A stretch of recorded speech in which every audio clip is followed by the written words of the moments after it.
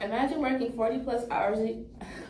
Imagine working 40 plus hours a week and bringing in millions of dollars for your employer. You sacrifice your body, time, and social life. You work weekends, weekdays, and holidays. Now imagine doing all that and receiving nothing. Thousands of NCAA athletes go through this. They work hard for their schools and help them earn money and receive nothing, while their schools and coaches receive 6 to 7 figure salaries. This isn't just about sports, it's about justice, fairness, and stewardship. Today I'll show you why athletes should be able to get paid and how it's changing through the help of NIL. First, let's start with money. College sports brings in millions of dollars. According to a pre-scholar article by Mahuta, NCAA March Madness makes $800 million in TV rights per year. D1 college coaches for football and basketball programs receive $5 million. Meanwhile, athletes see none of this. Yes, they get a scholarship, but that's nothing when your face is selling tickets and fans are buying your name with your jersey on the back. Some people think scholarships are enough, but that's not ideal. Why is my dad calling me? That's not ideal when you have to work 40 plus hours a week and there's no time for a part-time job. So athletes have to live paycheck to paycheck, and some even have to live off a food bank and make that work. A Christian worldview, Proverbs 3, chapter 3, verse 27 says, "Without not good from them to whom it is due, when it is the power of thy hand to do it."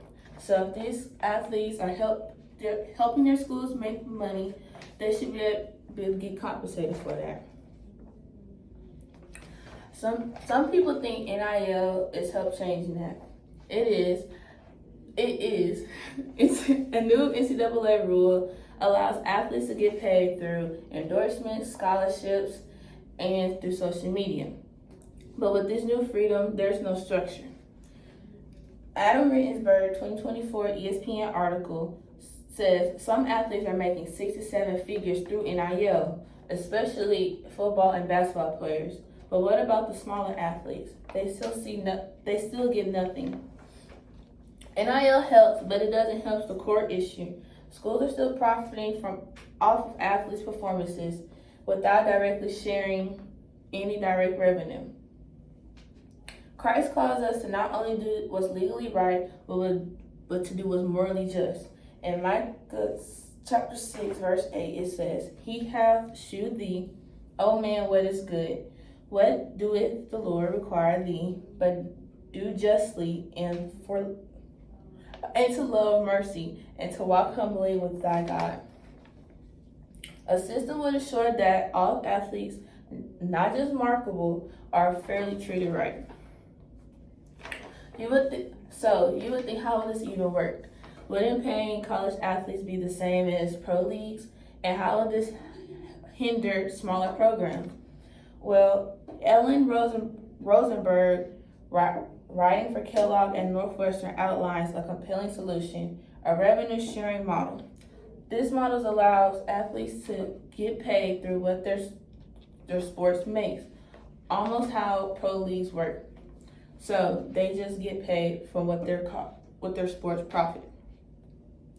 And this model might even help with colleges exploiting off of athletes. College sports aren't just games. Their industry built off the backs of athletes who put their blood, sweat, and tears into their teams, schools, and fans.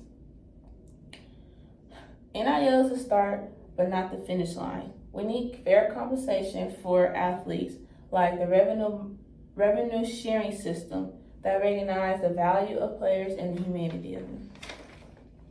As Christians, we seek We seek to justice and uphold dignity of every person. That includes athletes. So they deserve more than just a scholarship. They deserve to get paid. Thank you.